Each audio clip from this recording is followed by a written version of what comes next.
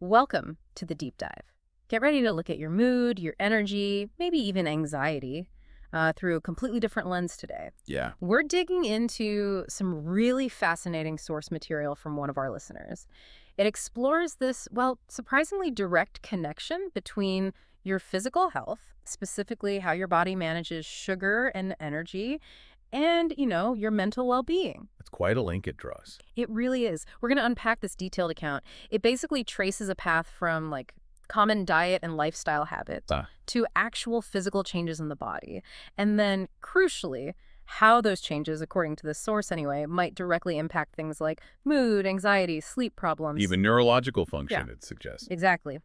So our mission here is to pull out the key insights from this material, help you see the biological chain reaction it's describing. And maybe understand why this connection matters for just, well, overall health, and perhaps even shed light on why making those healthy changes can sometimes feel so incredibly hard. Right. Let's dive in. Okay, so the source kicks off with a concept that, honestly, it immediately grabbed my attention. It describes the brain and the immune system as selfish organs when it comes to fuel.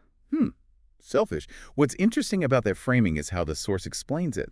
They have this unique ability, apparently, to grab glucose, the body's main energy source, without needing insulin. Ah, okay. So insulin is like the key that lets glucose into most cells. Right.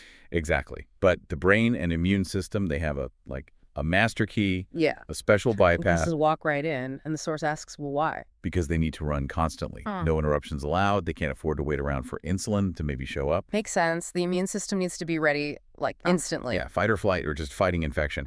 And the brain, well, it's running the whole show nonstop. Right. The source uses this really powerful, almost stark example. It points to malnourished kids in certain low-resource areas Yeah, I saw that part. who often have really stunted bodies, but their heads are, near normal size. Wow. And it presents this as kind of a visual for the brain's central allocation of resources. It's prioritizing getting that glucose, even when the rest of the body is literally starving. Okay, so the brain and immune system, they're looked after. They get their fuel. But what happens to the other cells, the rest of the body? Especially when maybe there's too much fuel around all the time. This deep dive points a finger squarely at, well, our modern lifestyle. Yeah, and the source uses some pretty strong language here. It talks about the garbage or trash of the Western diet, Right. specifically calling out refined stuff.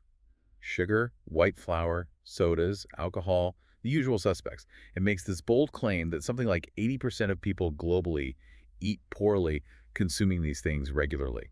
And then you add in being sedentary, right? Hours at desks, screens, phones. Yes, sitting is a big one. Plus poor sleep. It mentions going to bed late, but also that weird waking up super early, like 3 or 4 in the morning. Yes, that specific time comes up. And then layer on chronic stress, emotional stuff. And importantly, the source also mentions constant snacking, eating like 6, 7, 8 times a day, eating late at night. Constant fuel drip. Exactly. So all of this leads to this almost constant flood of glucose into your bloodstream. And the pancreas, its job is to release insulin to help get that glucose into cells for energy or storage. Right. It just has to work overtime, pumping out more and more and more insulin. But then the other cells, the ones that actually need that insulin key, they start, ignoring it? Yeah. Losing sensitivity? Yeah, exactly. The source uses this analogy that they become full, like their storage tanks for glucose called glycogen are totally topped up. Okay. So they start kind of closing their doors, their channels, basically refusing more sugar deliveries. It's like they're putting up a no vacancy sign. Pretty much. It's a double whammy, really. You've Huh. got tons of insulin floating around, so the cells get less responsive to it. Huh. And their storage is already maxed out. They're like these warehouses that are just packed to the rafters.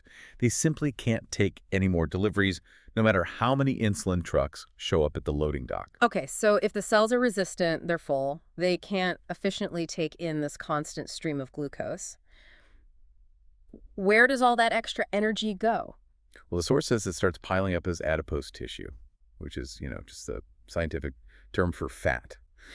Right. And what's really striking is the claim the material makes here. It says that seeing someone with a lot of this adipose tissue, especially around the abdomen, the belly area, is seeing someone who is, and this is its wording, Sick. That's blunt.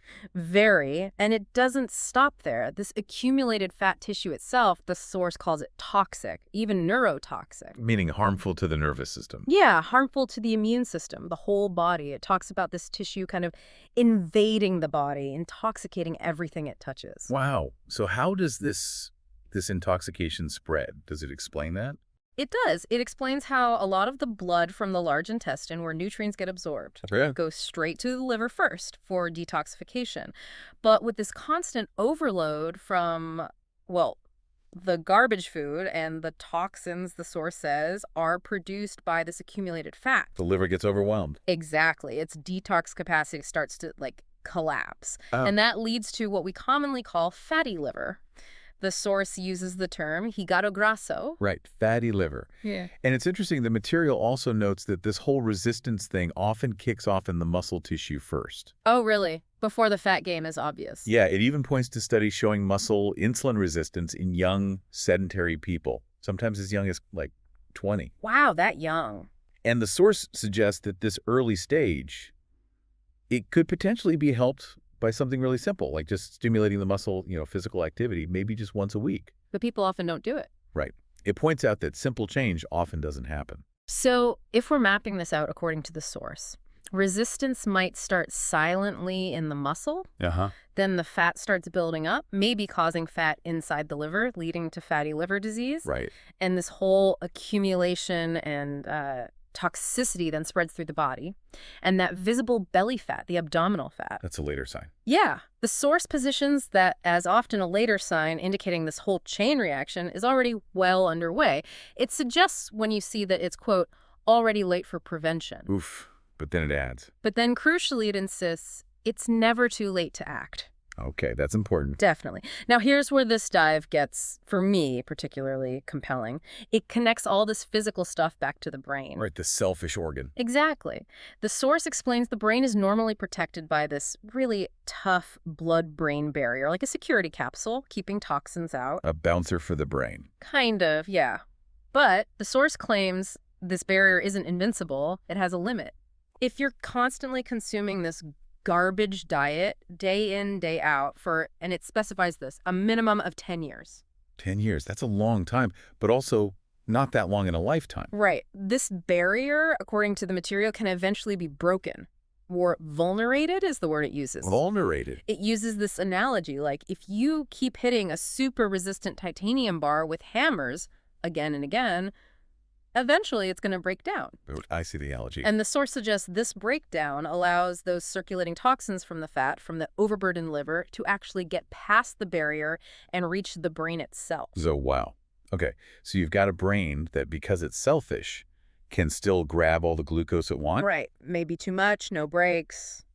Leading to potential energy overload. But now, on top of that, it's also being poisoned by these toxins that have snuck past its defenses. That's the picture it paints. So what happens then when the brain is dealing with both energy overload and toxins? This is where the material introduces the term chemical depression. Chemical depression. Yeah, and it specifically draws a line saying this is different from depression caused by, say, trauma or purely psycho-emotional issues. It's positioning it as a biological consequence. Okay, and what does that look like? What are the symptoms it links to this? Well, it starts with things like sadness, apathy, fatigue, just chronic tiredness. Then it lists a whole range. Poor sleep, especially that 3 or 4 a.m. waking up and not being able to get back to sleep. We heard that before with the liver detox. Exactly. It ties it together. Also, difficulty falling asleep because of related acidity, it mentions. Then anxiety, depression itself, even panic attacks. Wow.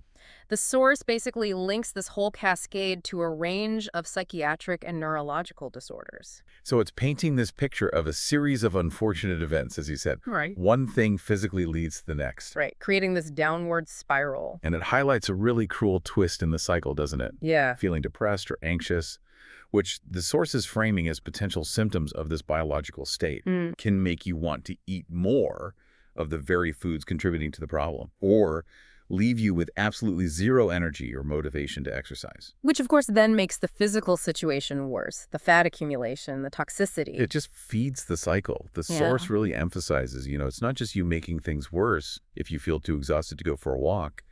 It suggests that exhaustion is a consequence of this whole biological chain reaction. That's a powerful reframe. It is. And it brings up sleep again, too, reinforcing that the liver does its main detox work at night. So those 3 or 4 a.m. wake-ups aren't just annoying, they're actively messing with a crucial repair process. According to this material, yes, it adds another layer to the whole problem. So connecting this back to the big picture, Mm. the source really stresses that just understanding this connection, Yeah. how lifestyle can lead to these specific physical changes, creating toxicity and metabolic chaos that then impacts your brain and mood. Just getting that connection is presented as the absolutely crucial first step. The first step towards addressing it. Exactly. And even though it says, significant body fat might mean the problem is pretty advanced, It still insists. it still powerfully insists it's never too late to act. Never too late to start reversing what it bluntly calls this curse. And it suggests that starting to get rid of it begins with, well, taking those first steps towards detoxification, which, in the context of this source, means tackling the root causes it laid out.